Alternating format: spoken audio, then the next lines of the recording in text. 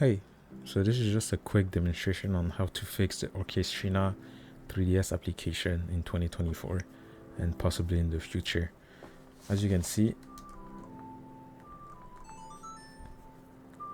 it now recognizes the songs and actually plays them as the developer intended. So the first thing you want to do is go to the GBAtemp website, navigate to the Orchestrina thread, go to the 6th page and scroll down until you see the second comment from Leif Erikson. This is the creator of the application along with Ryuzaki and GlimmerDev. There's going to be a link here that says download the source files. You're going to have to click it and it's going to download a zip file. Then you have to extract that zip file and it's going to show you this Orchestrina master.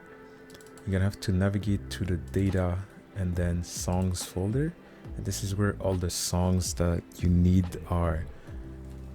Once you're here, you're gonna have to manually rename the songs so that all the dashes become spaces, and you're gonna have to do it for every single song. The reason why is actually I'm not 100% sure if it's intentional, but if you look at the code you can see why. You don't have to do it if you don't want to, but I'm just showing it in case you might want to maybe fix it or make the application better since it hasn't been updated in a while.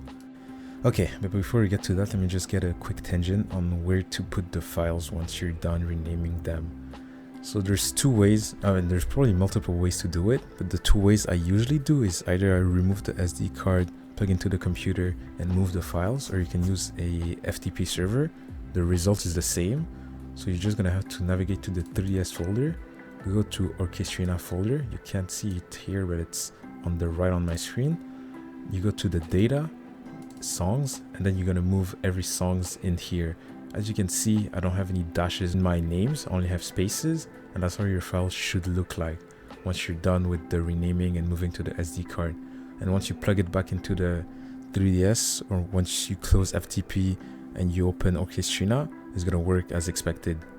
To put it simply, the names of the song are stored like this, without any dash, only spaces between words. But on the website where you're supposed to download the files of the songs, there's dashes and it replaces it by itself inside the code. But when you go to actually play the files, it doesn't take into consideration that there might be dashes between the words. That's why it doesn't work when you just either try to download it from with the pressing the select button, or you just did all the steps before that I showed and it still didn't work. That's the reason why. So basically how to fix that is simply you have to go and manually change the names of the files inside the songs folder. You have to remove the dashes and transform them into spaces.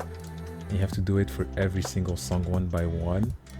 And once you do all that, that's when you can finally transfer the files from your computer to your 3DS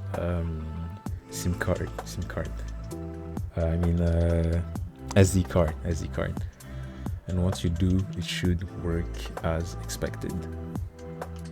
When I say works as expected, I mean three things. The first one is that pressing select is gonna toggle the free play on and off.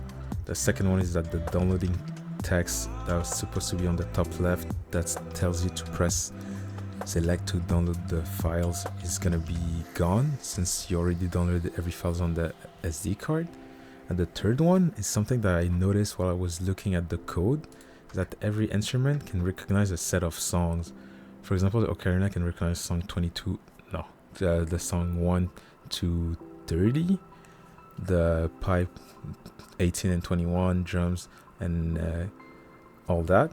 So for example, for Marlon, she can recognize the third song, which is Ipona's song. So if you go and play Ipona's song with Marlon, she's gonna be able to recognize it. But if you play the Zelda Lullaby, she doesn't. And if you go back to the ocarina just to show, this one can recognize the song. It's actually something really cool that I just noticed and I thought I'd mention it once you try to play around with it.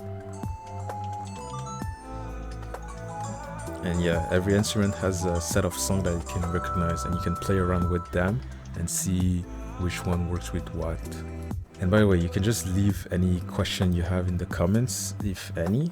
I'm not the programmer of the application, but I think I have a decent grasp on how it works now since I read the whole thing. And if I can maybe help, I'll try to help in the comments. And yeah, thank you for watching.